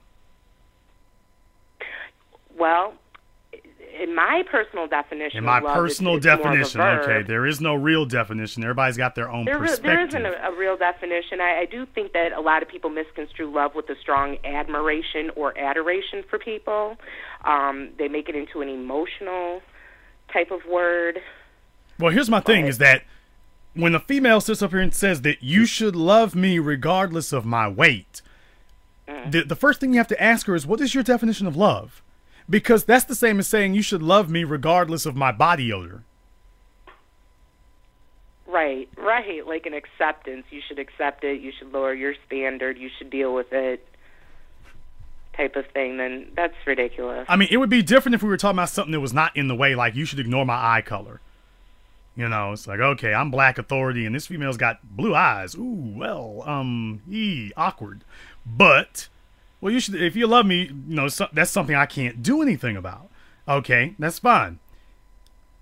But we have a situation where we're sitting up here foisting things that, what I'm saying is that it's one thing to be accepting of something that can't be helped, but it's another thing to be accepting of something that when they're not even trying. Right. And like, how long have you been married? It will be 6 years in July 11th. Yikes. Mm-hmm. Okay, then you already know what I'm thinking. but please share so everybody else can know too. You pretty much articulated most of it already. As a black man who is almost 40 himself, and has no children, it's we're down I to can the tell wire. you, It's I can crunch tell you time. that there's a reason that a black man makes it to this age with no children. There's a reason that we do it. It's because we want our finances together so we can have our legacy organized. Once we make that time that, okay, we're prepared to pass on our legacy now. Especially like if he's as determined and disciplined and definite as he would have to be to go from being a FedEx driver to a lawyer. He's a guy who's making decisions. And I think that you're an otherwise stellar person. I would just hate to see you disqualified for completely, you know, avoidable reasons. You know, exactly. It's just, and, you know, Jason, there's nothing that I can really, you know, do for him because he has secured a life for us. Now it's time for me to be able to reproduce. What's been stopping you? you? And give him. I'm sorry. I mean, if you woke up tomorrow and he was with a white female, what would you be able to? What would you say? You know, I wouldn't be offended. I definitely wouldn't be offended because I did it to myself. I self-destroyed myself. But I caused that self-destruction. But so many of our women are out here self-destructing and taking their families with them. And it'd be different if they were self-destructing by themselves, but they're not actually self-destructing. You're going to self-destruct and take 6 years of his life with you that he can't get back. And he's been waiting because there's a part of him that wants to hold on to you. In all honesty, I would be lying if I told you that you were not looking at the math correctly. I'd be lying if I told you that. I'd be lying. That would just be a flat-out lie if I told you that. Because I can see the math, and I know what it's like to be in his shoes, because I've been there. And, all I can say is if you are a woman out there listening right now, there is one particular warning sign that you need to be looking for. One. I'm not talking to you specifically, Melissa. But to every female out there, there is one particular warning sign for a black male who is ambitious, who is getting ready to replace you. There's one warning sign to look for. I would look for this above anything else. He starts becoming very professional and congenial with you. He never has a bad thing to say to you anymore. That's the thing to look for. Because you get mad at somebody or sad with somebody when you care about what they think. Because you want to keep them. When you are no longer concerned with keeping them, you don't give a damn what upsets. Nothing that they do upsets you anymore. Because you're like, well, hell, I've already made arrangements. And I'm not even talking about he's made physical arrangements. I mean, once he starts making emotional reservations at a new hotel. Once he starts doing that, and it doesn't even have to be for a woman he's met. It can be just that he has decided it's time to check out of this motel. It's time to check out of the Motel 6 and go to this Marriott. Once that starts creeping in, that's the thing I would look for. As a guy who has been there, I'm just telling anybody out there listening, not speaking specifically to you, Melissa, but to any female out there listening, that's the sign. That's the one. It applies to me too. Once he stops talking to you about it, once he stops pulling you, once he stops being concerned, and once he has nothing bad to say, everything is, hello dear, how you doing? And everything is really just fleeting, and he's not really he doesn't have anything bad to say, and you may notice a little bit of a reluctance of engagement, but he never has anything bad to say anymore. That at that point right there, it's like on those ships and stuff. Woo! Sirens, lights, bells, whistles. Hey! Don't even bother checking his cell phone because he's already ready for that one. Especially if he's an attorney. But then again, he may not even care. And you know, it's just, I don't know what to do about that. I don't know what to do about that. It's like, what do we do when, you know, all of our women sit up here and say they want a guy like that, and then they get a guy like that and say, okay, let's dump sewage on him. You're a black male, you should be able to do without. And now he looks at his white counterparts and his Asian counterparts, and he's like, well, damn, what do they have that I don't have? You know? And eventually, at some point, he's going to make a move because he wants that.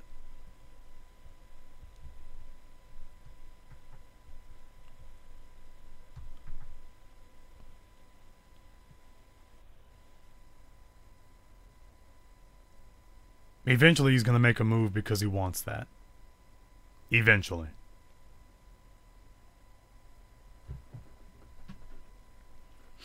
Let me see, did I lose Melissa here? Let me see if I can try getting her back on the line here. Let me see. Melissa, are you still on the line with me? I'm still here. Okay. For some strange reason, they must be having some trouble with their stuff here tonight. Or then again, it's Department of Homeland Security just wanting to let me know that they are live and in concert. But you know, Jason, I just want to say, without, you know, excusing my dieting behaviors, it never was a problem for me. I always snatched what I wanted to snatch. I always caught the kind of men that I wanted to catch. And I think that, you know, it's a fallacy because when we do get older, the majority of us that are still bigger women, we are left alone. Well, let me take issue with something you said there. Let me take issue before we get too far down the road. You said that I have never had a problem snatching the kind of men that I wanted to snatch. You are 30. You're 32 years old now? Right. Okay, you've been with this man for 6 years, so that means you ain't really been on the market since you were 26. Right. Please tell me what kind of men you were quoting, because you snatched the FedEx driver at 26. So what exactly were you? But at 26 years old, that's all I was, you know. Yeah, but that's my point. As a matter of fact, when I met him, I was in a relationship with someone else, and I guess he happened to see me because he left a note on my car, and the only reason why I kept that note, to be honest with you, is because it was written on FedEx paper. Right. So I felt like, you know, when this relationship goes sour, because it was going sour already, I have a backup plan, and it's not too shabby. Yeah, but now do you see what that sounds like, though? We kind of haven't had stability. And at some point, that marks your life, you know?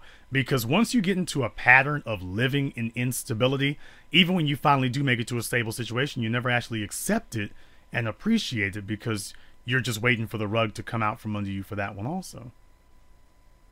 Once you've gotten just accustomed to it being unstable. And I want us to have stable families in black society. I don't want everything to just be this constant roller coaster ride. Also, please remember, you know, he might have had a cute in the face thing. Men tend to have that, you know. Well, she's cute in the face. And you know what? When a man is struggling, a man, as Chris Rock said very, very well, a man is only as faithful as his options. And when you're the FedEx driver, you've got access to one set of options. When you're an attorney, you got access to a different set of options now. And would you have made the same choice at, well, if he's 39 now, would he have made the same choice at 33 had he been an attorney at 33 as opposed to just the FedEx guy? And well, I'm not sure that he would have been an attorney at all if I wouldn't have met him because I was the one that pushed him. He had a degree in accounting, and I pushed him to go on to further his degree in accounting. And I want to just put this out there for everybody. When people think of attorney, they think of, you know, lots of money and things like that. And he makes good money, but being a tax attorney is the same as being a fancy accountant. I have a tax attorney. It's not a criminal attorney. I have a tax attorney, and let me tell you, there's a long, what they charge me, there's a long distance between that and the FedEx driver. So, absolutely. Like I say, no, he's not the traveled. He's not the Cochran law firm. I understand that. I know what a tax attorney is. Okay. But what I am saying is that there's a difference between a wage worker and an attorney. Now, what you said about he would not be an attorney without you, that's a very nice misnomer that you give yourself. Ma'am, there are plenty of women out there who've been pushing their men for years and decades to better themselves, to improve themselves, to get their degree. They're half becoming mechanics, half becoming engineers, half becoming electricians, and these women been on their asses for decades and the men never moved. You don't move other people. Other people move themselves. No, you don't. Other people. That's now, true. What you can do is to help. But I'm saying he might have been something else. He might have chosen a different path. People do what they want to do. You know, it's like some CNAs and stuff that I have in my family. I say, well, why be a CNA when you could be a nurse? But because she doesn't want to be a nurse, she just wants to be a CNA. She just wants to step above working at Circle K, and that's exactly what she got. In this world, people go as far as they want to go. Now, we can encourage them and pat them on the back and try to create a fostering, helpful environment, but it's just like with your credentials. All he could do is be supportive. It's just like I say, just like the weight thing. He's not pushing you to lose nothing. He's been with you for over. He's not. He's been with you for over half a decade. It's going to be you who gets there, not him. So same thing with becoming an attorney. Very glad that you were encouraging, but he would be there regardless. Just like with your teaching credentials, you would be there whether you met him or not. Well, but that's what I'm trying to get at. I was a mental health therapist. That's what I got my degree in. And I worked in the penal system for many years. And because I am overweight, going in there trying to tell those people how to gain control over their lives, they would look at me and say, you don't even have control over your life, and you can't even tell us anything about gaining control over our lives because you're out of control and you wear it on the outside. And that's why I'm now in the teaching profession, because my weight was holding me back from accelerating, put it that way.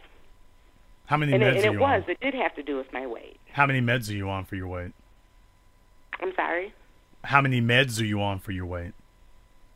None. I'm absolutely on no medications yet. Then it's doing. But hopefully if you are lucky enough that you've made it this far, and assuming that there are no real issues, because if you have not been to a cardiologist, you do not know. But in any case, assuming that there are no issues, you're entering do or die time. Mm-hmm. And I mean that literally. You're entering the phase where if a problem does creep up, you're too far along for losing weight to make it go away. So while you still have a chance, you definitely want to put some burn on it. More than anything, I mean, I'm glad that you've made it to a point where you are able to say that, hey, this is a problem. But the other issue that we have is in black society, we have so many people who are able to say this is a problem. Yeah, but they never get to a point of fixing the problem. It's just, this is a problem. And I understand it's a problem. But we never cross over to, resolve the problems that we have. So we kind of make those cycles, and we just kind of learn to live with the well, I totally agree. I think that as black people, we're really not about cleaning up our mistakes, or we're more about perfecting our mistakes. We're not about changing our mistakes. We're about recruiting as many people on our team that will subsidize our behaviors. Yeah, I mean, if we can get enough people to confirm and to affirm whatever it is that we're doing, then, we've convinced ourselves that we're right and the rest of everybody else is just bigotry. Well, I mean, we've made it to a point now where black people are not uncomfortable or embarrassed sounding ignorant. We have degenerated to a point where we're no longer embarrassed by it. So this is how you can have a group of luckless lames who couldn't get a female with a dog catcher's net trying to criticize people who can get females lined up in a minute. We don't laugh those people out of the room. We don't make them feel bad. And they are always, always, always able to find at least a squad of half a dozen other losers to sit up here and reinforce their idiocy. And as black people, we perfected the ability to gather losers around ourselves. It should be hard to find losers. It shouldn't be easy. You should not be able to find losers easy. It should be hard for you to do that. And as black people, it's very easy for us to find a group of losers to help reinforce whatever fallacies we already believe. And no wonder most of us go down in flames. Proud of our buffoonery. Because we don't have a mechanism in place to punish people who do it. In every other society, in Japan, it was the Tokugawa shogunate. In white society, it's the corporate establishment and Congress, and your Kiwanis Club or your YMCA. You have always had these apparatuses in place that have defined the standards, that have said that this is what's acceptable and this is what isn't. You've always had that. But in black society, we have no such thing. We have none. We don't have institutions. We don't even have a common code. We don't even have a common code where black women get together and the code is your weave on point? 400 pounds, but is your weave on point? And where are the elder women to slap them across the neck and say, you're off code? You're off code. Where are they? Where, for the black males who don't produce anything, black males who are not producing anything do not have older black males to slap them across the neck and say, you're off code. But it's not enough to have black males who are older. It's got to be black males who are older and they have accomplished something. Because when you pull up in your BMW 8 Series, vision that, everybody. You pull up in your BMW 8 Series and tell these guys they're off code, that carries weight.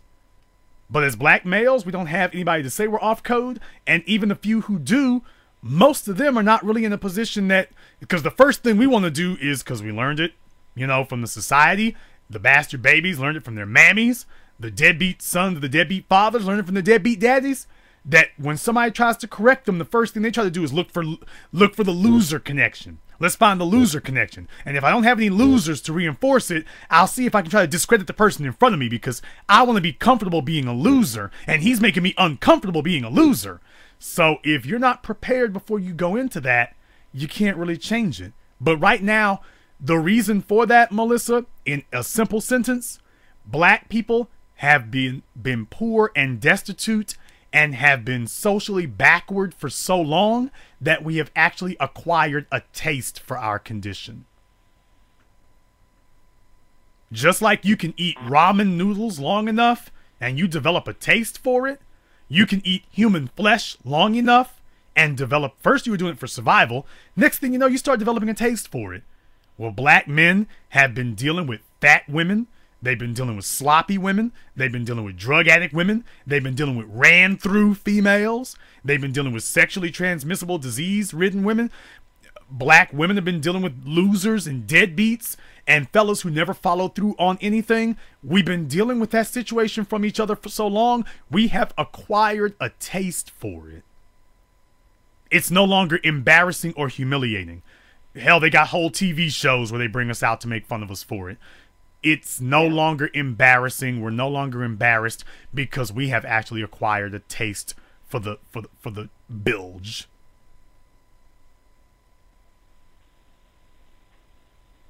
When it should be aversive. But who is there to enforce it? Strong aversion for it. But who is there to enforce it? In white society, everything from the church to the Congress to the corporations to the magazines, everybody is saying what the code is. And there are punishments when you don't adhere to it. In black society, who's saying that there's the code and who is enforcing it?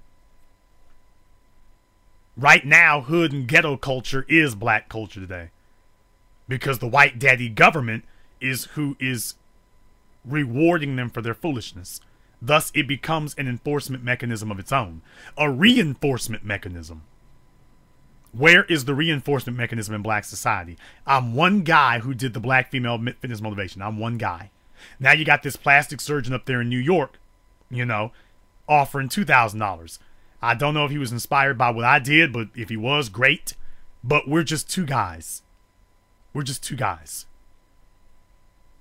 And we got millions of people. And we're just two guys. I'd like to sign up for your challenge.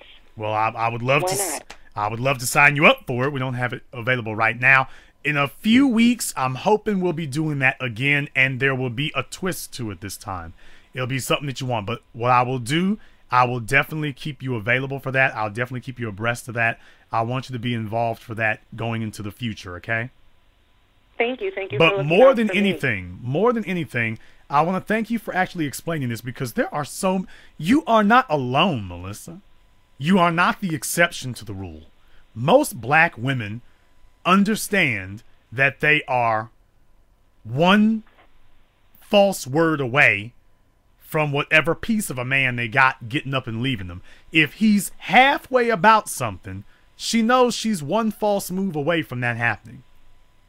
And rather than take the necessary to admit to themselves what's wrong and then get off your ass and do something about it, instead of doing that, we get support groups. We get people who say, girl, if don't know I like a bone but a dog. We get other losers around us to reinforce it, to help you try to acquire a taste for it, as opposed to saying, you know what, this is a problem.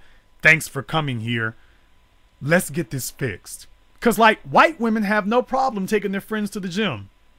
White women and white men have no problem helping to sign you up. It's everywhere. They have no problem with it. We come to black society and we sit up here and try to make ourselves comfortable with our frailties and our failures because we've developed a taste for failure as a people. I want us to start developing a taste for winning. I want us to start developing a taste for succeeding. I want us to start looking at ourselves in the mirror and stop dreaming and start actually having. Because here's the thing, Melissa. And I'm going to say this just like it is, and I don't want to step on any toes here, but I need to word it the way that it is. If he does leave you, it will not be because of the weight. Do you understand that? Okay. Most people, especially females, do not understand the problem that men have with your weight actually has very little to do with the weight itself. It's just like if a man it's like if a man is sagging his pants. Now, are you going to talk to him if he's 42 years old and he's sagging his pants? Melissa, are you going to talk to him? Yes, well, I might talk to him to tell him to pull his pants. Okay, but are you going to date him? Absolutely not. Okay, so you don't like men with pants? Not hanging low. Okay, well, what if he pulls his pants up way high like Pee Wee Herman? Would that be better then? Is that what you want? You just want a nigga to wear his pants way high up around his neck like Nevish. That's what you want. Isn't that what you want, Melissa?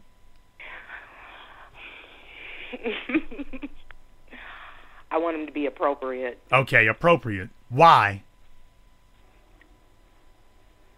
Isn't the way he's doing it now, isn't this appropriate? What's wrong with the way I'm doing it now?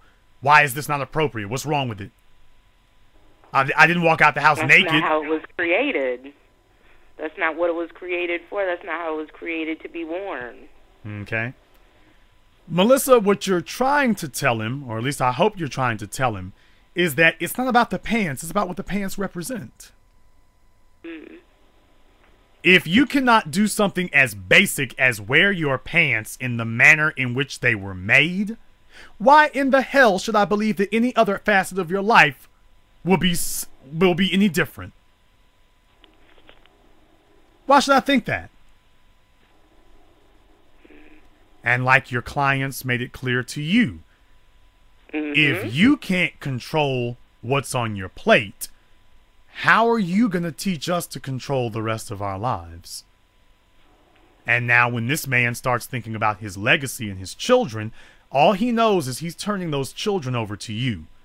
But if we can't trust her to make the best health decisions for herself, when my child is crying at 3 a.m, how can I trust her to make the best decisions for his health?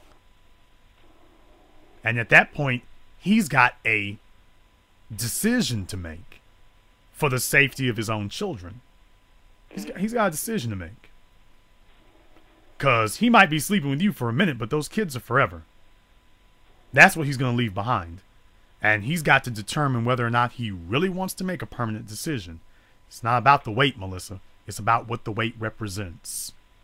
that his life is together and tight, and he's trying to get it more together. But look at his choices in females. His choices in females seem to contradict that.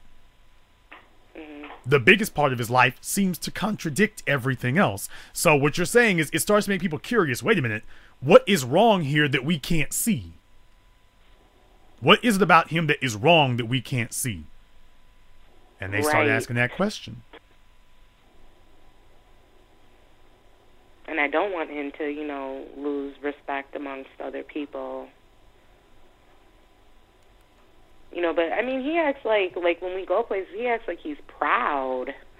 You know, and maybe that's how he should act. I don't know, but there's nothing prideful about having an overweight maybe it's wife. not. Maybe it's not. Really isn't. Maybe it's not pride, any Melissa. children. Melissa, maybe it's not pride. Maybe he is hopeful that if he treats you as if you're not a pariah, that this is his form of supporting you. That it's not that he's embarrassed to be seen with you, that he is willing to go through this process with you, but at some point he's going to demand a process, not a position. Well, that's exactly what it is. I can recall a day that, you know, we woke up and he wanted me to go to the gym with him, and I said that I didn't feel good, or I just gave whatever it was. And he looked at me like, what? Look, I didn't ask you to lose 10 pounds today. I asked you to go to the gym with me. And he told me that, you know, he wanted his I said I hurt. My body hurt. And he said, well, what hurts me is that my wife doesn't want to go work out with me. Melissa, how long ago was that? I got up quick and put my gym shoes on. Yeah, how long ago was that? Oh, probably about, it was last summer. It was in the summertime. Melissa, DEFCON 1.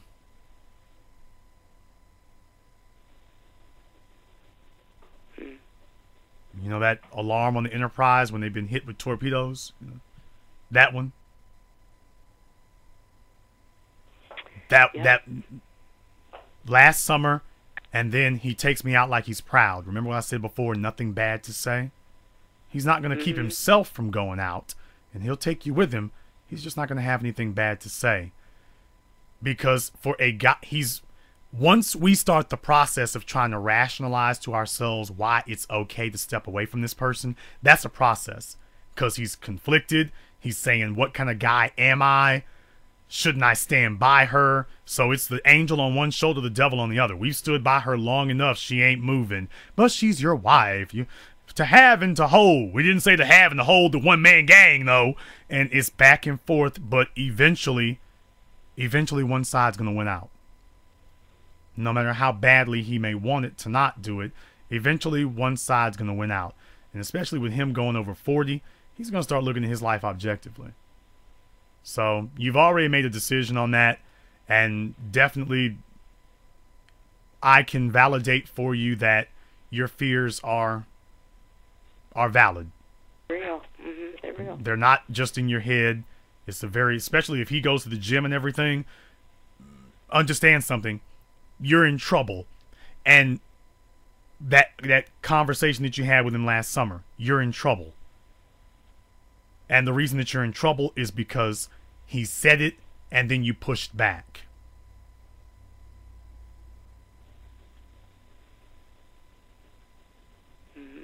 When he said it and you pushed back, he's going to remember that it was a struggle to even get you to do that. And he's going to bookmark that. He's going to bookmark that in his mind. That yes, she went, but look how hard it was. And do I really want the woman I'm with to make it a struggle for not my health but hers? And the other thing is what you were talking about before. What if better options come along, like a female who's not going to push back on something like that?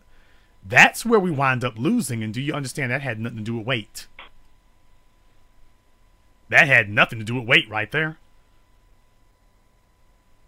Nothing at all.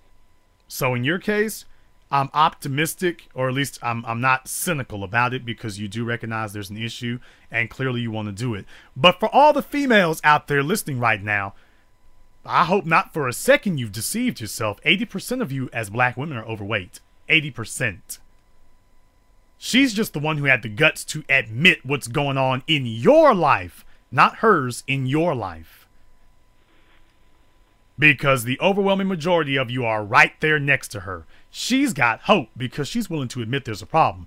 Most of you don't have hope because you're not even willing to admit there's a problem.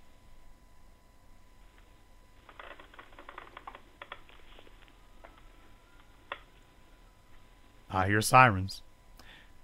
I'll let you have the last word. Well, thank you, Jason, for accepting my phone call. I appreciate that. And Black first. I want to thank you for making it, Melissa. This is something very, very, very, very important. I think it was tremendous what you said. I think it was tremendous what you did because you really encapsulated the whole thing right there. You had the guts. It's like the dirty little secret. It's like the molester in the family. You actually had the guts to articulate what we all know is true. And we're all just sitting around trying to spare somebody's feelings. And we're watching marriages fall apart that did not have to do so. And we're watching families fall apart that did not have to do so. Because we were trying to... But we're also watching legacies not being able to be created when that didn't have to be. And for what? The fact is, Jason, and I want to push this for the other women listeners to hear this. When you are overweight, you have reproductive issues. And me and my husband cannot have children because I'm fat. How horrible that must be for this man that is 39 going to be 40 years old. I want to be able to tell him on Valentine's Day that we're conceived. And I can't because of something that I've done to us. I did this to us. And this man wants children. And if I don't give it to him and it's something that he wants to do, he's a man. He's going to make that happen for himself. Now, either I'm going to be a part of it or I'm not. I have self-destructed. And I'm not going to destroy this man's life, and he's not going to allow me to destroy his life either. And I just want all the female listeners to know that. Thank you. Thank you very much for checking in with us, Melissa. You take care. Good night. That's reality talk, everybody. And I give her all the credit in the world for being courageous enough to speak that. Because most of you are in the same shape. Most of you are going through the same thing. She's just the one who had the guts to say it. She's just the one who had the courage to say it.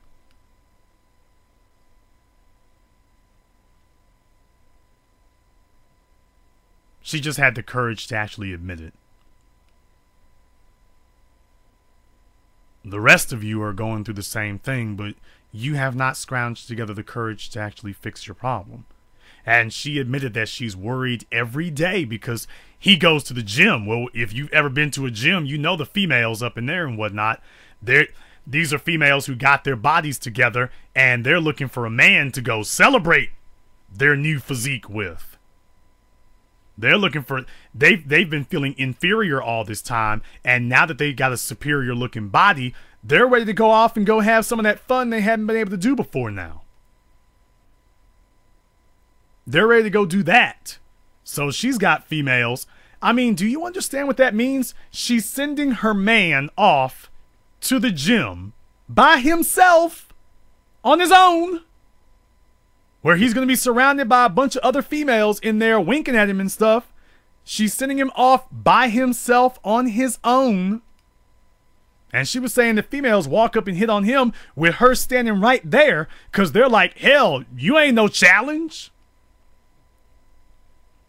I don't know what blackmail you got on him, but he spends 20 minutes with me and he will forget he's been married to you for over half a decade. That type of insecurity.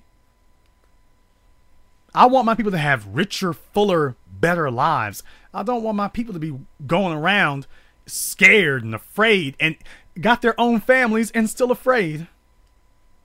Financial situation is straight and still afraid. That's what I don't want. But we have so many people among us who will reinforce that. You can always find a group, not just one or two, but a whole squad of black men or black women who will sit here and co-sign your stupidity.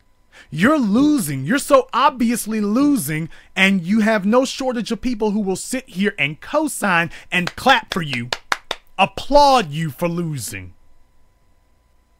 Looking at you sinking and applauding you for it. And the reason for that is because they're down there and they don't have a problem being down there, and they don't want you to have a problem being down there either. Now, what she's referring to is I posted up pictures of Nicole Murphy, Eddie Murphy's ex-wife. Y'all have all seen her. 47 years old, 5 kids, stomach you could iron on. It's so flat. You could iron on it. You could steam press your shirts on it. 47 years old, body like a 25-year-old. Plastic surgery or not, at least she's a candidate for it. And you don't get abs like that from plastic surgery. Sorry, bitter broads, you don't. But she's in a position to be able to do that. And I want all of our people to be in a similar position. I don't want anybody to miss out. Why should she get to have all the fun? Everybody ought to be lined up. Everybody. But when we have so many people among our group that see us living low and see us living at the bottom and sit up here and clap for it and co-sign it, now this is garbage. This is unnecessary. This is ridiculous. And I want that to change. Tomorrow night, 7 p.m. London time. 7 a.m. is playing in London tomorrow, 7 p.m. You're going to want to see it. If you didn't see it the first time, this is your opportunity. If you're one of the people who got turned away and you couldn't see it the first time, this is your chance to see it. February 9th, 7 p.m., London. Be there. Go to our website, 7ammovie.com. That's 7ammovie.com. Click on tickets. It'll take you to the tickets page for theaters. You'll see the one for London. You click on that, takes you right there. Get your tickets. And coming February 21st, Cincinnati, Ohio, 7 a.m. is playing at the Greenwick. Or is that Greenwich? So go to our website, 7ammovie.com. That's 7ammovie.com/theaters. And you can go right to the page where you can see the theaters. You can see the one for London. You can see it for Cincinnati. And you can be a part of it. So if you were in the Cincinnati area and you didn't see it before, you can definitely have your opportunity to see 7 a.m. now. Why would you want to miss that? The most important documentary of all time. Thousands of people have already seen it. Now it's your turn. Now it's your turn. And most importantly, you will be in a room with literally dozens, if not hundreds of other black people who see what you see and understand that it is economics that is the answer. And it is our lack of businesses that keep us the most oppressed people in the world. Not our color, but our lack of businesses. Because even if they don't like you, if you're black, they cannot oppress you unless you're poor. So the money makes you black and powerful. Poverty makes you black and oppressed. You want to deal with that oppression problem? Then understand that racism is an economic issue, not a social issue.